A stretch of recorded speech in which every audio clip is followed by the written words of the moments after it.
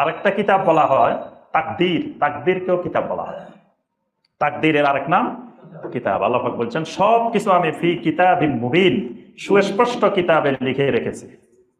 তারপরে আল্লাহ সুবহানাহু ওয়া তাআলা বলছেন মা ফাররাতনা ফিল কিতাবে মিন শাই, কিতাবের মধ্যে আমি কোনো কিছু বাদ দিই নাই। এই আয়াত দিয়ে হাদিস অস্বীকারীরা গোমরাহ হয়ে গেছে। হাদিস অস্বীকারীরা বলে যে দেখো আল্লাহ এখানে বলে দিছে যে মা ফাররাতনা ফিল কিতাবে মিন শাই, যে কিতাবের মধ্যে আমি কোনো কিছু বাদ দিই নাই, তাহলে কোরআনে সব আছে, হাদিসের দরকার নাই। কিন্তু এখানে কিতাব মানে ওই ব্যাকল বুঝে নাই যে কিতাব মানে কোরআন না, এখানে এখানে কিতাব মানে কি তাকদীর, তাকদীর, তাকদীরের কথা বলছেন এখানে, কিতাব মানে তাকদীর, এবং একটা আলিফ লামও আছে মা ফাররাতনা ফিল কিতাব। ওই তাকদীর লেখার মধ্যে আল্লাহ পাক যে কলম দিয়ে লিখছেন, প্রথমে আল্লাহ কলম সৃষ্টি করছেন, তারপরে কলম দিয়ে লিখছেন, ওই লেখার মধ্যে আল্লাহ কিয়ামত পর্যন্ত যা হবে কোনো কিছু বাদ রাখেন না, সব লিখছেন। ওই কিতাব মানে কোরআন না। যদি বলেন কোরআনে সব আছে, তো কোরআনে আপনার জ্বর হলে কি ওষুধ খাইতে হবে এটা আছে? কি বলেন, বিভিন্ন রোগ, প্রেশারের ওষুধ কোনটা, ডায়াবেটিসের ওষুধ, এগুলো কোরআনে আছে। তো কোরআনে সব আছে কইলে তো সবে থাকা লাগবে। কোরআনে কারিমে সব আছে এটা আল্লাহ পাক বলেন নাই।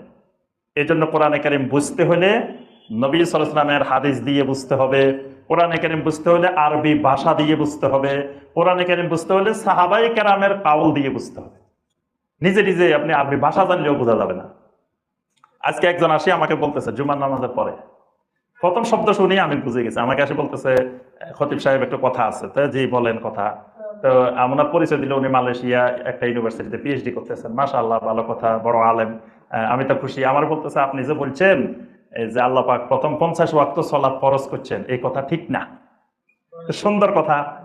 হ্যাঁ, আল্লাহ পাক প্রথম 50 ওয়াক্ত ফরজ করছেন, এই কথা ঠিক না। তা আমি বললাম যে আচ্ছা এই কথা ঠিক না, এটাকে আপনার কথা না কোন মুহাদ্দিসের কথা? কয় হু ইজ মুহাদ্দিস? মুহাদ্দিস আবার কে? আমি আরো ভালো করে বুঝছি। আমি কাছে তাহলে আপনি মুহাদ্দিস, মানে এটা আপনার নিজের বক্তব্য?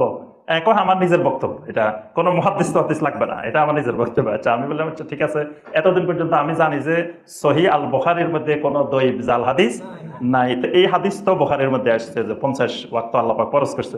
তা আপনি কি বলতে চাচ্ছেন যে বুখারীর মধ্যে দঈফ আছে, জাল আছে? তো এটা কি দঈফ না জাল? দঈফও কয় না, জালও কয় না, কোনো ঠিকই না।